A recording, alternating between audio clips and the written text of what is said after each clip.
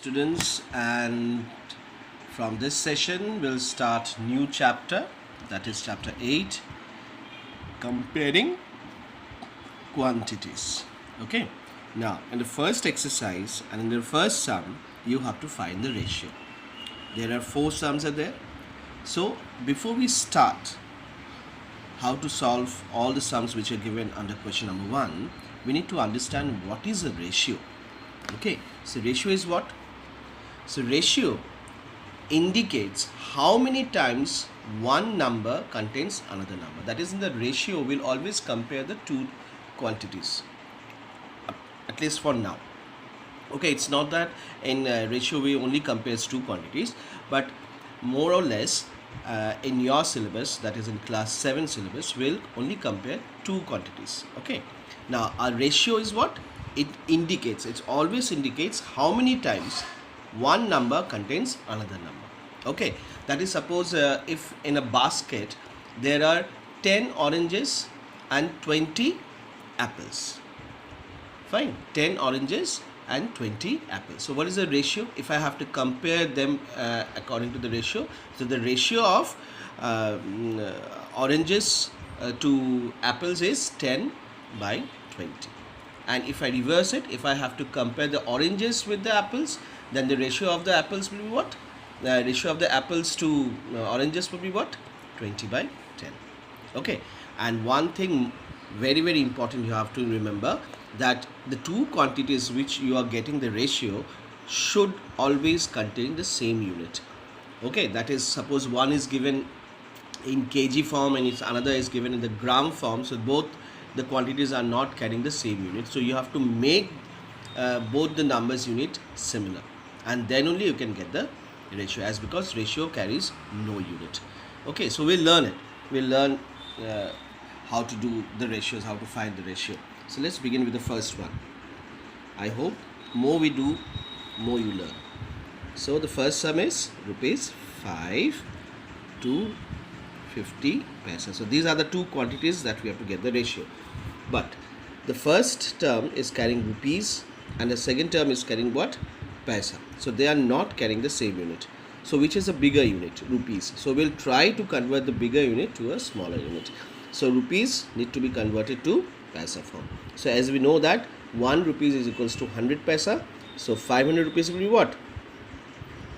500 paise to 50 paise. Now once you have converted,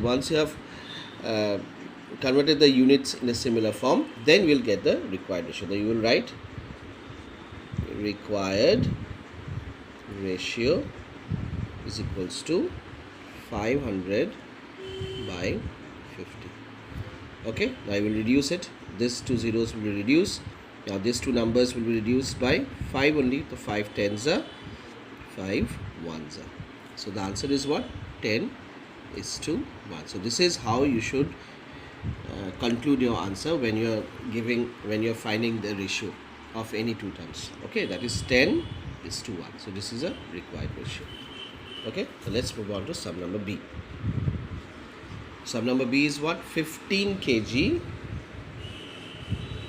to 210 grams. 210 grams. Again, you see the units are not same. Now, which is a bigger unit? Kg. Obviously, we'll convert the kg to gram form. So, 1 kg equals to how many gram? So, 1 kg equals to 1000 gram. Okay, this 1 kg equals to 1000 grams. So, 15 kg would be how much? 15,000 grams. Okay, to 210 grams. Now, we'll get the ratio. So, therefore, required ratio would be equals to 15,000 upon 210. Now first reduce these two zeros. Now this 15 and 21 is divisible by 3. So 3 5s are 15. We'll add these two zeros more, as 3 7s are 21. So what is the required ratio, students? 500 is to 7. Okay, so as because we cannot reduce more, these two numbers cannot be reduced by any singular number, so this will be your final ratio. Okay, And let's move on to sum number C. Now sum number C is 9 meter to 27 centimeter. Again, the first quantity is carrying meter and the second quantity is carrying centimeter. So the units are not same. Meter is a greater unit, so we'll convert the meter into centimeter form. So 1 meter equals to how much centimeter? 100 centimeter, isn't it? So 9 meter will be what? 900 centimeter. Exactly, students. 9 meter equals to 900 centimeter to 27 centimeter. Now both the quantities are carrying the same unit. Now we'll get the ratio. Therefore required ratio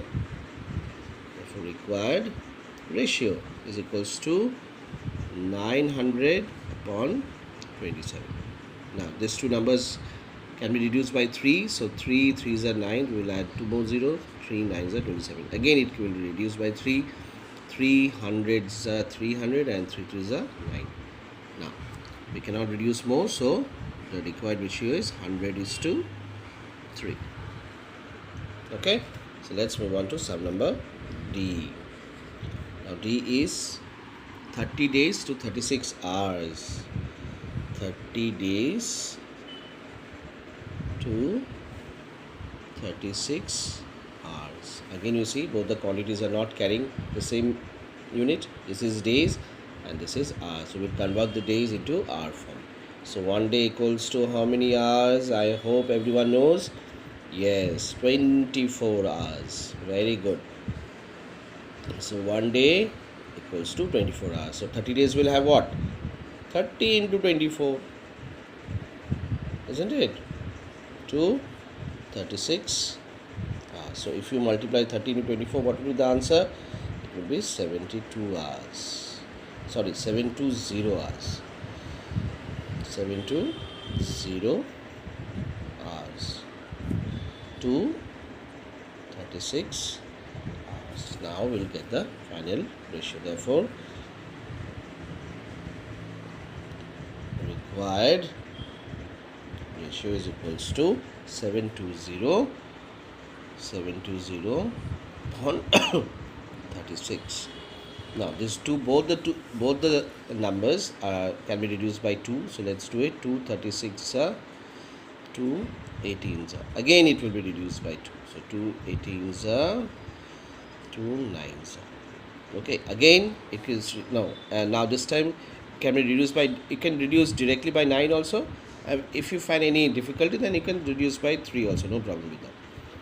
So 3 6 are 18, 3 3s are 9, 3 20s are 60, 3 1s are 3. Now the required ratio is what? 20 is to 1. Okay, so these are the solutions of A, B, C and D. I hope you will not find any problem, and please I request all of you to write this definition also in your copy. Okay, very very important thing. Thank you so much. Take care and stay blessed.